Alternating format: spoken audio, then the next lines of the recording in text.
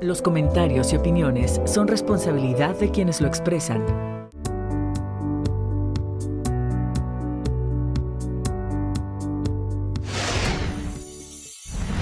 No me lo va a creer, pero hoy aquí en 30 minutos tenemos a Napoleón y un tanque de guerra.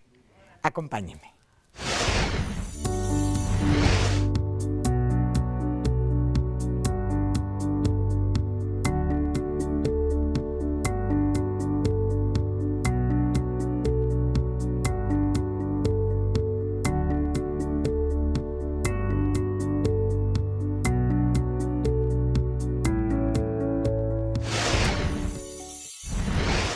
Yo no le miento, le digo absolutamente la verdad. Dije que teníamos aquí en el estudio a Napoleón y un tanque de guerra. Y a continuación los presento junto con Agustín Basilio, a quien le doy la más cordial bienvenida al programa, porque nos traes muestras de modelismo. ¿Cómo estás, Agustín? Muy bien, Leti. Oye, muy contento de yo estar con aquí. con mucho gusto de recibirte aquí en el programa y de que me traigas y me hagas que no quede mal a Napoleón y el tanque de guerra. Sí. Eres aficionado al modelismo. Sí, fíjate que desde muy niño, desde que tenía yo 6, 7 años que empecé a leer, pues en la biblioteca de mi papá encontré muchísimos libros de historia, Ajá. de todos los tiempos, desde la antigüedad hasta la Segunda Guerra Mundial. Y entonces, viendo esos libros, viviendo en ese mundo de cultura, digamos, Sí. pues al mismo tiempo fui aficionado desde chiquito. Decía mi mamá que me compraban soldaditos y en el corral los formaba. Entonces, desde muy pequeño me hice aficionado a la historia y especialmente a la historia militar. Correcto. ¿Cuándo inicias, haces armas tu primer modelo? Bueno, yo creo que tenía aproximadamente 10 años. En esa época salían en las gelatinas Yellow y en los Twinkie Wonders unos pequeños modelos a escala muy chiquita de barcos, de aviones, de tanques. Y yo creo que esos fueron los primeros que armé. Me gustaban mucho, sobre todo coleccionarlos. De unas cuantas piezas. Sí, de 5 o 6 piezas cuando mucho. Ajá. Y las cortabas así con las uñas y los Sí, venían armabas como en una planilla, ¿no? Y como tú las una desprendías. planilla que sacabas de ese tipo de productos. Y ya posteriormente, en alguna ocasión me regalaron un tanque de pilas que pues me gustó muchísimo. Me acuerdo que me lo dio mi papá.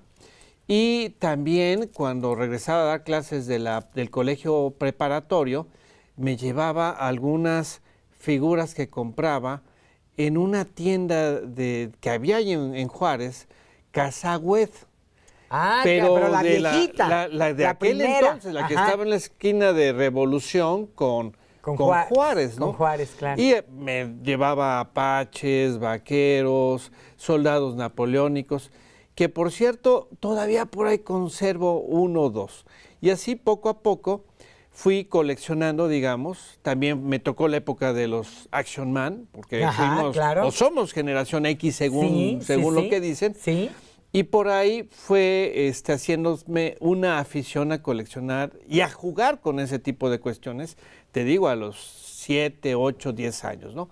Hasta que en una ocasión, una chica, una amiga de algunos de mis hermanos, me regaló una caja de pinturas y me dijo, esto es para que se pinten algunas de estas piezas. Y así poco a poco fui descubriendo que había una afición, una disciplina artística, técnica, que consistía en representar lo más fielmente posible las figuras de soldados, de máquinas de guerra, de aviones y de barcos. Y entonces íbamos a una tienda que estaba en Lucio, me parece que se llamaba Modelos Infantiles.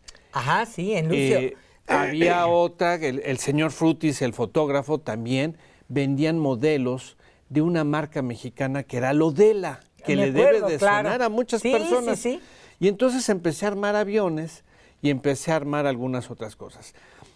Me tocó también vivir los tiempos en que no había importación de productos y entonces solamente se podían comprar ese tipo de modelos de armar, Lodela, otros que eran marca Necomisa, y poco a poco fui pues haciéndome más y más aficionado a investigar con esos libros que te cuento cómo debían de estar pintados y cómo debían de estar decorados cada uno de estos modelos. Estaba viendo de cerca justamente este modelo que trajiste, es un tanque de guerra.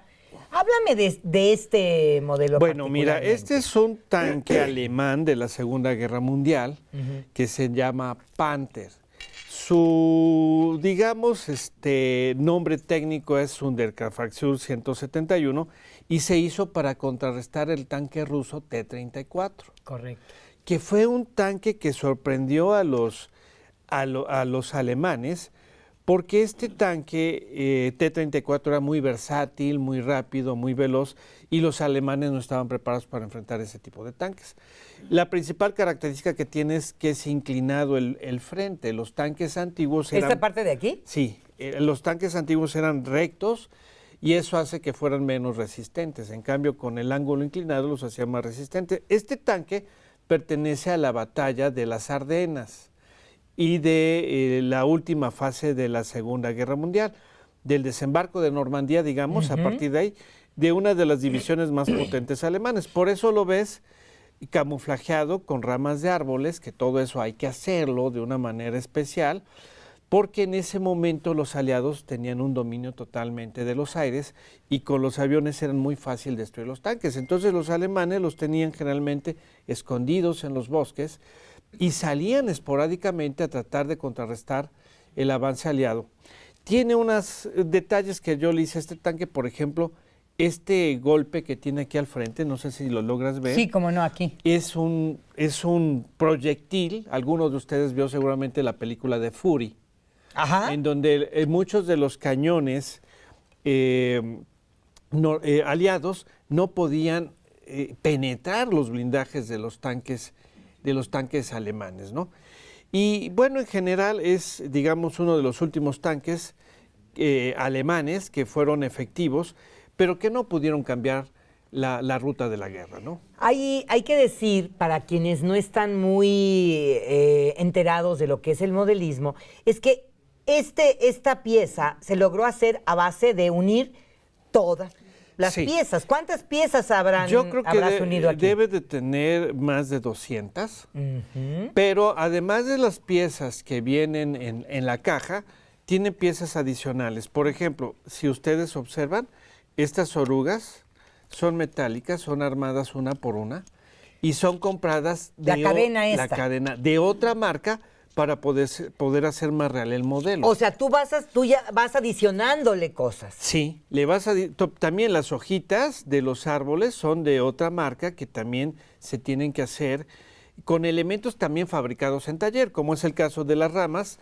que son alambres de cobre debidamente enrollados y que simulan la rama de un árbol. Aquí también me gustaría que se viera, por ejemplo, el cordón de metal que está aquí. O sea, todo está perfectamente hecho y de acuerdo a lo que era el modelo a escala. Así es. Todo está a escala. Esta es escala 1:35 y lo que uno hace es investigar primero cómo debe de hacerse, cómo debe de pintarse para que sea una réplica. Aquí el objetivo es que represente fielmente a un modelo original. Modelo real. ¿Tú pintaste esto o viene con color? No, viene prácticamente en color plástico. Muchas veces es un verde parejo, un amarillo parejo, un color caqui parejo. Y con aerógrafo se tiene que ir pintando el camuflaje, los patrones que se consultan en libros, que se consultan incluso ahora en internet, que ya hay una gran cantidad de información. Y lo básico es que los colores sean fieles a los que se usaron. Sí, claro. Aquí tenemos a Napoleón. Sí. Hay personajes también.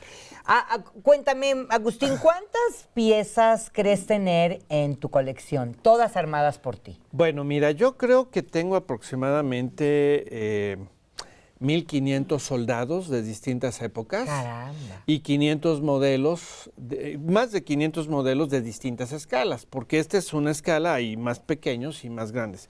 Pero, por ejemplo, volviendo a Napoleón, que tú me preguntabas, también se trata de una figura de 54 milímetros en metal blanco, es decir, color aluminio, digamos, que se tiene que ir pintando para que correspondan los colores del uniforme, en este caso, es un uniforme con una casaca verde de cazador, que era una de las favoritas de Napoleón Bonaparte. Y botonadura. Y sus botonaduras doradas, y un capote largo.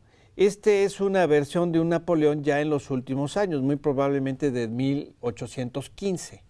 Porque de joven Napoleón era de pelo largo, era mucho más esbelto, en fin, otras características, ¿no?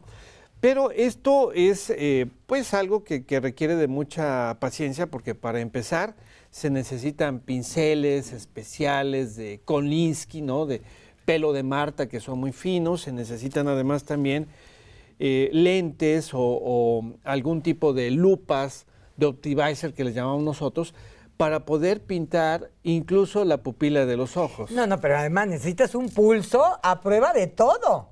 Sí, es Sí, también porque importante tener alguna todo este habilidad. detalle de las charreteras, o cómo se llaman estas. Así es. Los galardones, las medallas que tiene, el catalejos, o sea, todo está perfectamente detallado. En este caso particular, no se arma la pieza, la Bueno, figura ya viene como tal. Hay figuras que llegan a tener 10, 12, 15 piezas. Esta particularmente debe tener solamente 3 piezas, es decir, la cabeza, la espada y el cuerpo. Muy bien. Pero, bueno, en fin, hay distintas marcas. Esto que aquí estamos mostrando son apenas pequeñas representaciones, pero hay países, sobre todo en Europa, en Norteamérica, Japón mismo, en donde esta afición es muy fuerte. Hay muchas tiendas, hay muchos clubs, y verdaderamente está muy desarrollada esta disciplina, este hobby, digamos. Y está muy desarrollado por varias razones. En primer lugar, son países en donde se producen prácticamente este tipo de piezas. Ajá, sí. Por ejemplo, este es un modelo fabricado en Italia y en Japón. ¿Es un hobby caro? Es un hobby relativamente caro, pero también depende mucho, como todo, de la moderación que tienes. Si tú tienes las herramientas suficientes, las pinturas necesarias, y no tienes un stock muy grande de piezas sin armar, digamos que no es caro. Pero muchas veces se da el caso de que compras más de lo que puedes armar. Sí, claro. Y bueno, entre eso puede haber muchas escalas, ¿no? Pero yo creo que no es tan caro desde el punto de vista que te libra de otros males peores. Pero además, fíjate que me parece que puede ser una estupenda propuesta para las personas que nos están viendo en cuanto a que tengan que regalarle algo a algún joven, a algún niño. A veces ya no sabes qué regalar porque finalmente siento que hasta los juguetes están como pasando de moda porque hoy los niños ya no juegan como jugaste tú o como jugué yo. Hoy los niños pues creo que ya ni juegan, Mira, salvo en videos. Yo creo que este tipo de aficiones, este hobby del modelismo estático, ayuda para separarte un poco del ordenador, Sí, del claro. celular, y te hace creativo, hace que se desarrolle en tus manos, que tu intelecto investigue historia, investigue técnica, investigue expresiones artísticas, te separa un poco del estar apretando todo el tiempo botones y estar viendo a un monitor o a una tableta. Te lleva al mundo de la imaginación, de la investigación y del trabajo creativo que también es necesario desarrollar en nuestros niños y en nuestros jóvenes. Claro. Aquí, en tu caso particular, tú te abocaste a todo lo que es historia. Así Guerras, Así Segunda es. Guerra Mundial, algún otro tema particular. Bueno, desde los romanos, Ok. pasando por la Edad Media, desde luego el Renacimiento, la conquista de América, las guerras napoleónicas, Primera, Segunda Guerra Mundial. Esa es una vertiente. Así has venido tú produciendo tus piezas. Digamos que sí, porque soy también aficionado a la historia. Y la historia es muy importante conocerla porque te ayuda también a saber qué es lo que quieres para tu vida y para tu Sí, país. por supuesto. Pero hay otros que se dedican a la colección de autos deportivos o de camiones de carga, de trailers, de aviones, aviones comerciales, helicópteros, muchas cosas. Entonces, también eso te ayuda a que te especialices en ciertos temas, como puede ser la ciencia, la tecnología, el arte, la historia. Sí, lo que más te atraiga. Lo que te atrae.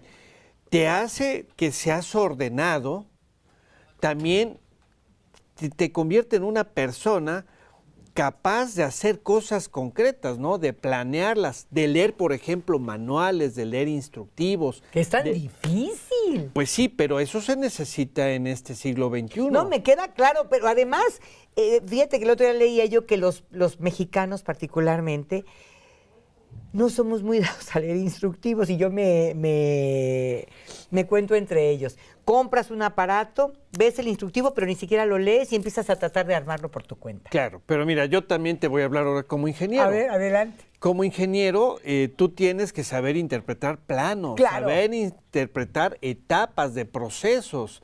¿Qué va primero? Pegar una pieza, hacer un armado, hacer determinado... Incluso a veces hay que pintar previamente algunas piezas porque luego no se pueden pintar una vez que están colocadas, ¿no?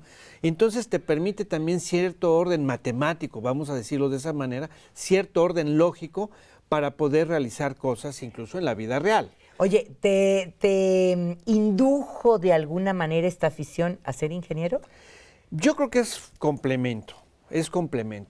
Yo recuerdo que mi papá, que era pues un escritor, muy reconocido además, filósofo, sí.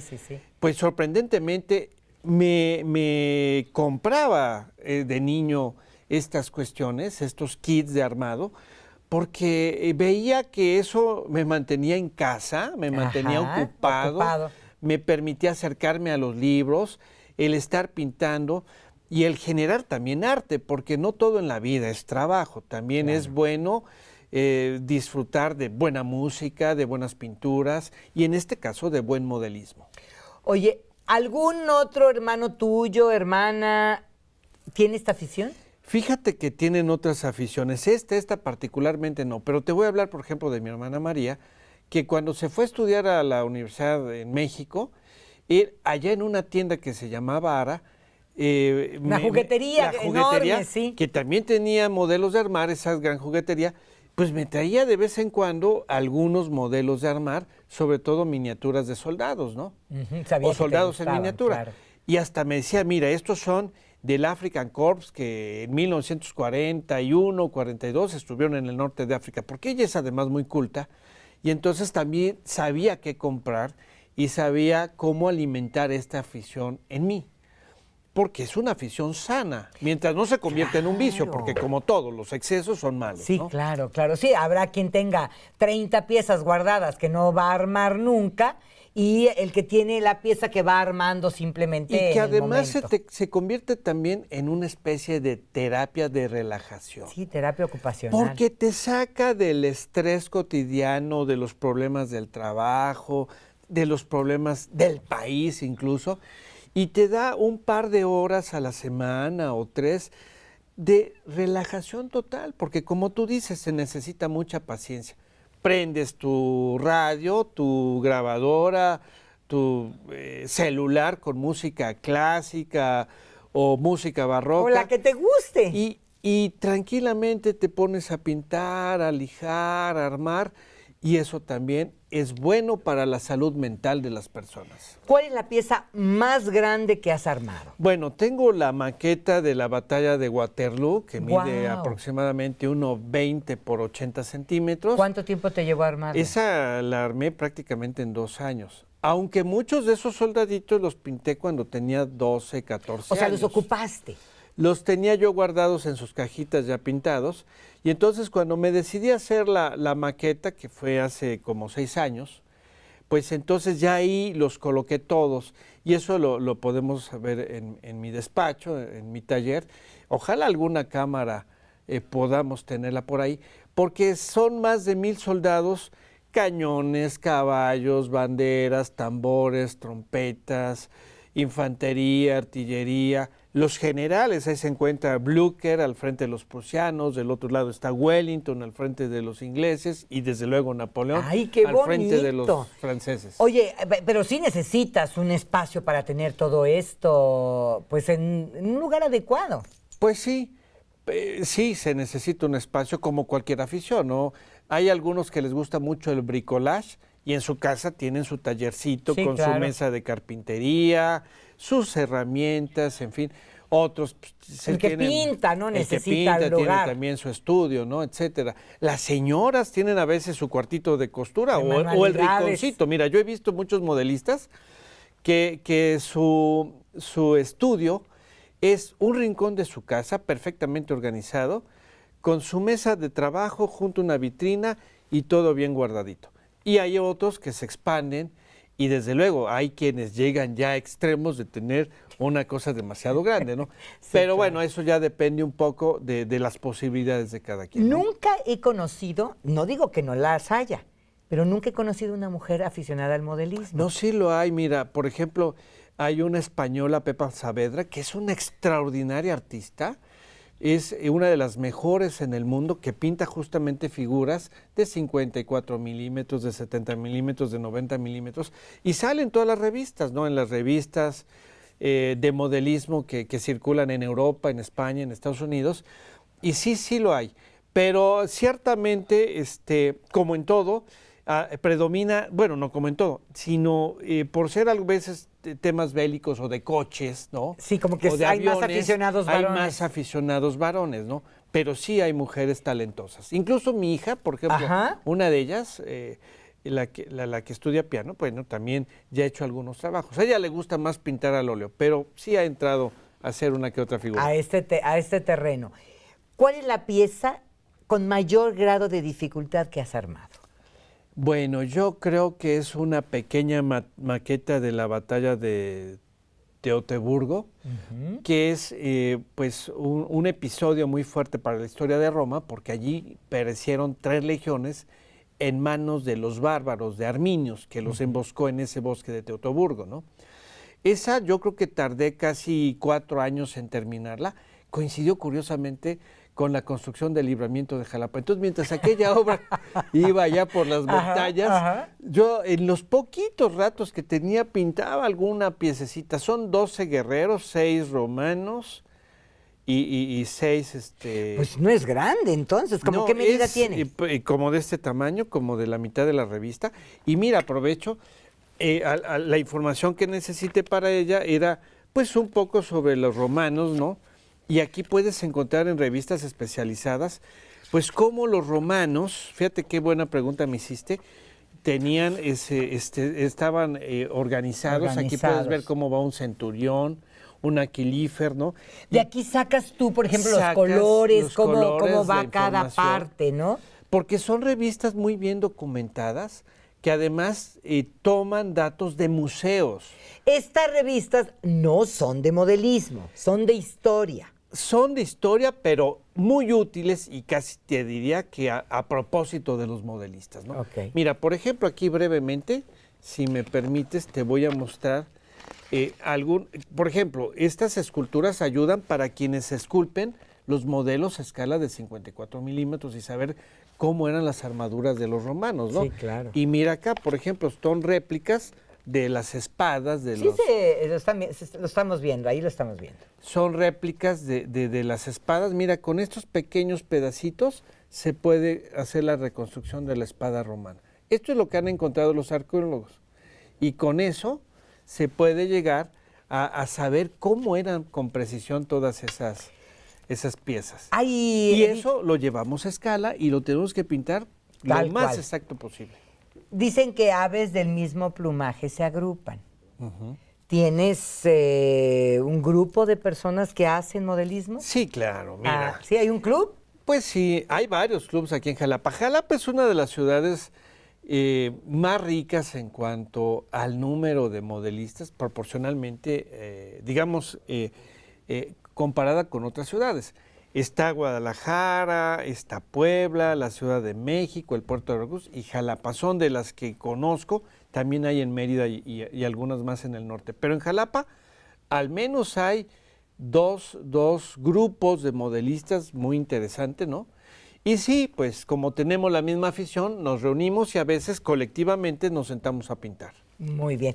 Pues yo te quiero agradecer muchísimo que hayas venido al programa a platicarnos de esta afición tuya, que puede ser y ojalá fuera afición de mucha gente que nos ve hoy, para salirnos del estrés, para salirnos de esa realidad a veces que a veces nos abruma. Virtual. Sí, no, y también de la realidad virtual, y sobre todo jalar a los chicos, a los jóvenes, a las niñas, a los niños, a una actividad que me parece sí lúdica, pero además muy formativa, dentro de la disciplina, dentro del conocimiento y, por supuesto, en el caso particular de las piezas de guerra y todo esto, de la historia. Así es. Te agradezco mucho, Agustín. Muchas gracias, Leti. Un placer platicar contigo. Que tengas una linda mañana. Muchas gracias, y a usted le agradezco mucho que me haya acompañado también en este 30 minutos y espero que lo haya disfrutado así. Aquí lo espero en la próxima.